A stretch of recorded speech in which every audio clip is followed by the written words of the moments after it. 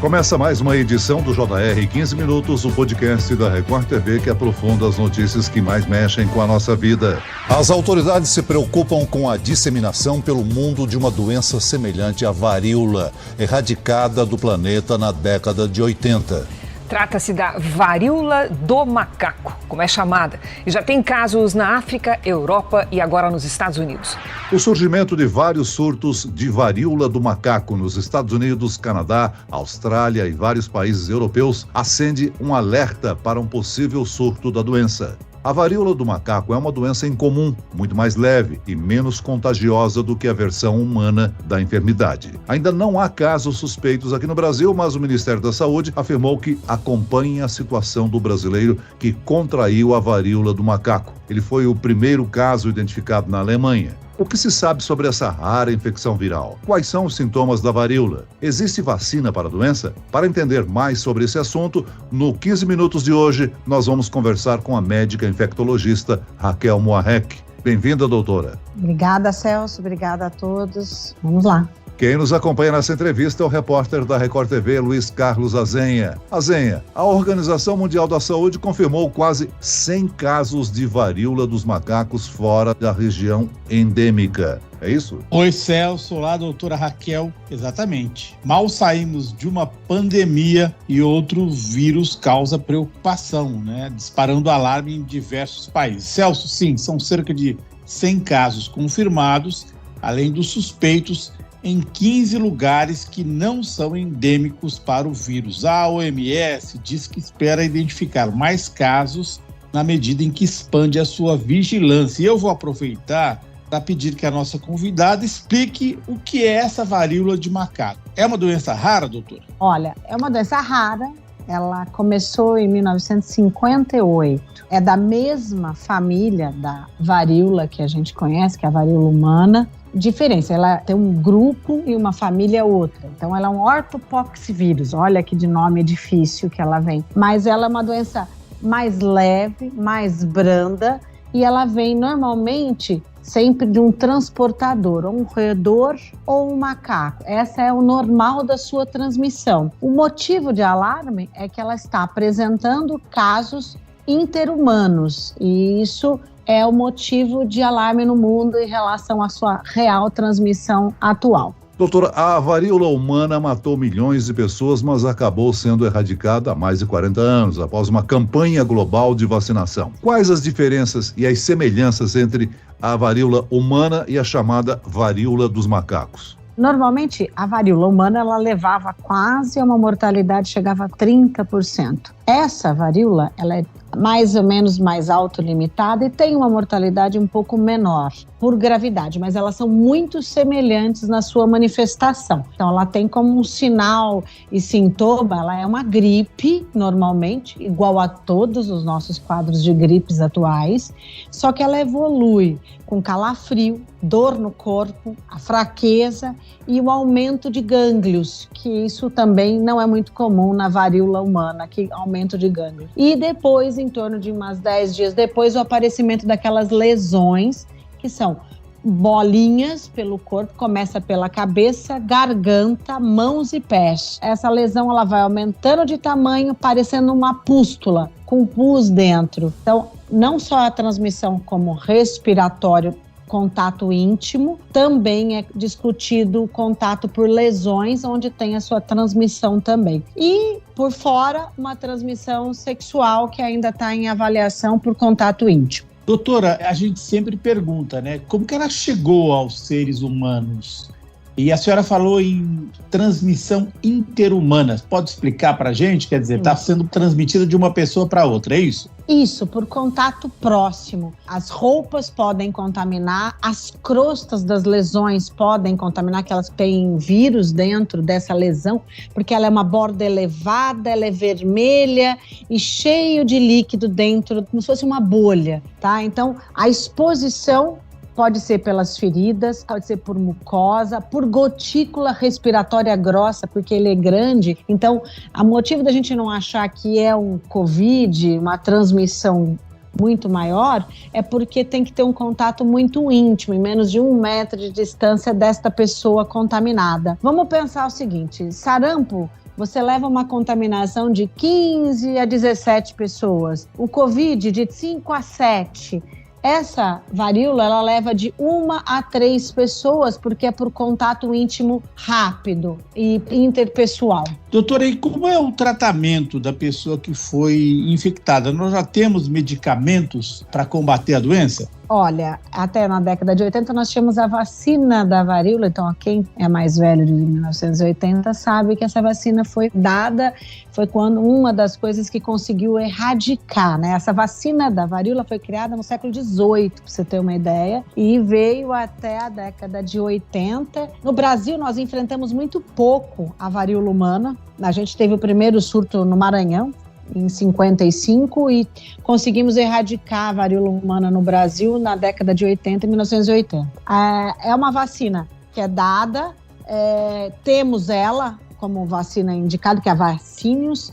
Ela tem uma boa resposta, acima de 85% para quem já foi vacinado, como uma resposta boa. Ela tem que ser dada na população até o 4º dia. O doente tem que receber até o 4º dia. E aí a gente tem que fazer um bloqueio anelar, que seria aquelas pessoas ao redor, até 7 dias deste contato. E existe outras vacinas também. Tem uma outra que está sendo estudada, que é uma outra vacina liberada também pela FDA. É uma vacina criada agora, né, em 2019, que pode cobrir também a do macaco como a varíola humana. Mas vamos deixar claro, ainda não está liberada em larga escala, não. Vamos voltar ainda a ter essas vacinas como uma coisa geral. Já tem vários pacientes perguntando quando é que a gente vai receber a vacina da varíola. Então, ainda não está isso. O que é a discussão internacional é bloqueio anelar para os casos suspeitos e os positivos e os contactantes regionais. Não está em conversa o uso dessa vacina em larga escala. Temos um antiviral que foi criado para tratamento também, chama Tecovirimat. Tem que ser dado para pessoas acima de 13 quilos, é em cápsula oral. Se não responder, for casos mais graves, temos as imunoglobulinas, que também é dado em várias avaliações. E, se precisar, em casos de urgência, você pode usar outras vacinas que fazem ação cruzada para uma resposta imunológica para alguém que está doente ou do lado dessas pessoas. Eu tenho certeza e acredito que o Azenha também tomou na infância a vacina contra a varíola humana. As novas gerações deixaram de tomar essa vacina, doutora? Isso, deixaram de tomar na década de 80, ela não foi mais disseminada. Então, acima da década de 80, todo mundo tem aquela marquinha do braço direito, que é a vacina da varíola, e do lado esquerdo, que era a BCG. As pessoas que têm antes de 80 têm as duas marquinhas no braço. E essa disseminação dessa varíola do macaco é porque essas pessoas não tomaram essa vacina? Não tem nada a ver com a vacinação. É porque estava sendo estudado nos macacos lá no Congo, nessa primeiro surto em 58. E ela é um pouco endêmica lá na região. Então, nós temos vários surtos esporádicos dessa doença desde então. Tivemos um surto em 2019, que foi como discutiu sobre essa nova vacina, lá nos Estados Unidos, também por transmissão de roedores, animal doméstico e ser humano. O alerta agora é que esse quadro veio e foi transmitido por pessoas que não vieram da África. Então, começou a ter uma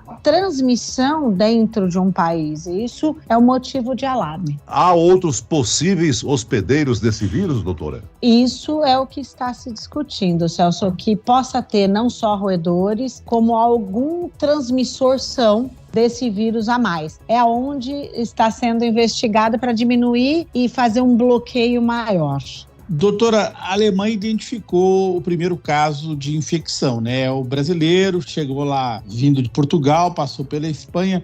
Isso deixa uma certa preocupação com essas pessoas que cruzam fronteiras, com viajantes? Que precaução deve ser tomada em relação a isso? Olha, Luiz, realmente nós somos um mundo globalizado. Você cruza o mundo em pelo menos 24 horas. Então, a probabilidade é alta do ir e vir da população que possa vir e trazer ou carrear esse vírus que começa a apresentar sintoma em torno de 2 a 3 semanas, às vezes, desse contato. Então, realmente, nós temos isso como um alarme no mundo inteiro para se prestar atenção, fazer a orientação, fazer o recebimento dessas pessoas e este quadro febril de prostração e evolução com lesões progressivas. O sistema de saúde entra em alarme para prestar atenção, para diminuir a chance de mais pessoas pegarem os quadros. Então, a rastreabilidade, os dados epidemiológicos, da o ir e vir de quando chega alguém doente é muito importante. Nós não temos como bloquear portos e aeroportos de pessoas que vêm ou vão de um país ou provenientes de um país que tenham casos. Então, é só o preparar, orientar, estar ciente da necessidade de um bloqueio, não só como isolamento, mas como orientação de tratamento e vacinação em bloco. Doutora Raquel, a senhora falou em prevenção aí, né? A Bélgica estabeleceu que todos os infectados com varíola do macaco devem permanecer em quarentena. Lá eles exigem 21 dias de isolamento. O país foi o primeiro a decretar medidas nesse sentido. É uma maneira eficiente de atuar nesse momento? Essa medida pode ser adotada por outros países que estão reportando casos? Isso, olha, o período de incubação é de 7 a 14. Então, a pessoa pode estar transmitindo enquanto ela ainda não apresentou o quadro.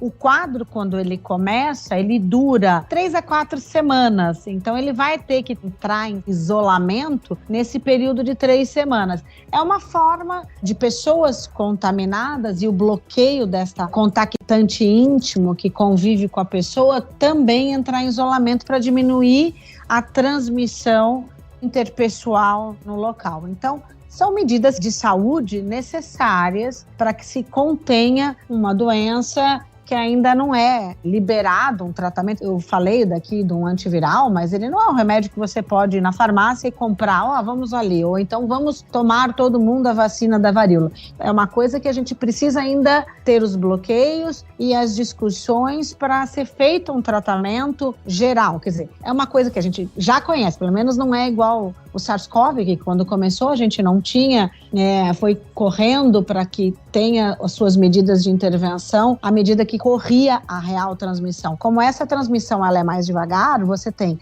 a chance de trabalhar melhor. É uma doença independente do tempo, ela é antiga, temos vacina, tem os tratamentos e tem as orientações de bloqueio. E o caso registrado na Argentina, caso suspeito, o governo de lá disse que o paciente tem sintomas compatíveis aos da doença. Seria o primeiro caso aqui na América do Sul. É uma questão de tempo até a gente ter um caso aqui no Brasil, doutor?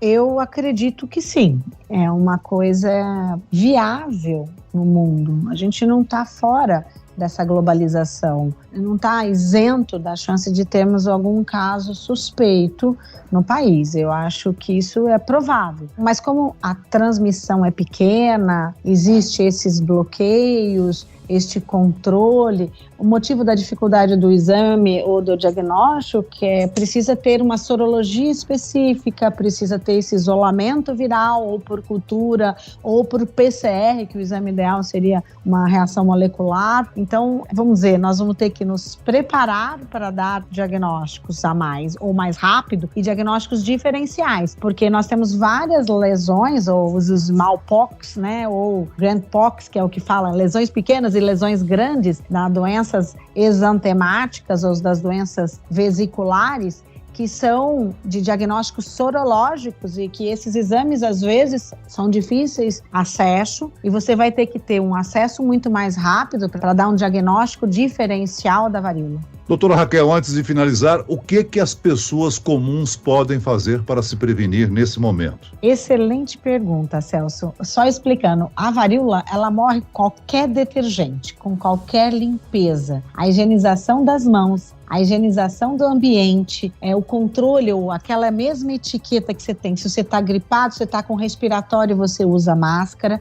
Se você se proteger, higienizar a mão, não botar a mão na boca, limpar superfícies com qualquer produto de limpeza domiciliar, você já tem uma proteção grande. Nós já aprendemos tudo isso com a Covid-19, né? É só manter os bons hábitos. Muito bem, nós chegamos ao fim desta edição do 15 Minutos. Eu quero aqui agradecer a participação e as informações da médica infectologista doutora Raquel Moarec. Obrigado, doutora. Obrigada, Celso. Obrigada, Luiz. Obrigada a todos. E agradeço a presença do repórter da Record TV, Luiz Carlos Azenha. Azenha. Obrigado, doutora Raquel. Obrigado, Celso. Eu aqui com álcool gel bem do meu lado, tá, Celso?